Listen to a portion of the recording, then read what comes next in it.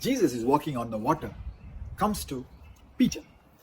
Peter is on the other side, and Jesus calls Peter, come. Peter very well know that in human strength, he could not walk on water.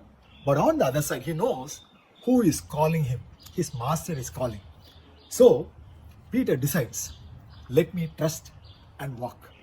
Sometimes in life, in ministry, we are in our comfortable zone, doing what we could do in our human ability, trusting God. And we are very faithful in that, and we see success. God has blessed our ministry and we are very happy. But suddenly God calls to an unknown zone.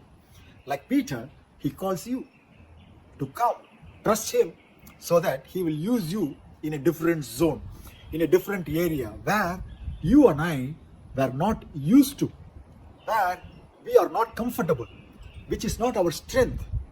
But then the one who calls you is faithful. If you are going to trust on your ability and in your human strength, you may be doubtful, fearful.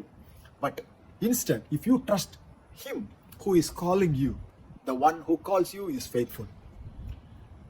We know that we are weak and we cannot do. But on the other side, we know that the one who calls is faithful, and it is not by strength or not by power, but by the Spirit. So the one who calls you is faithful. He will make sure that he will fulfill the calling. He does not call the qualified, but he qualifies the called.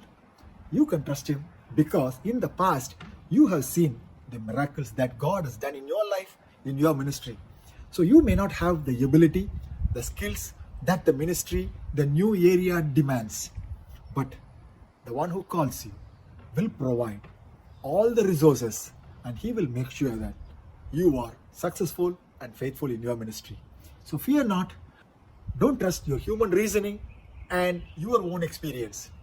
Trust the one who calls you and walk by faith and not by sight. Cheer up, take the leap, trusting him. The one who calls you is faithful. Take care. God bless.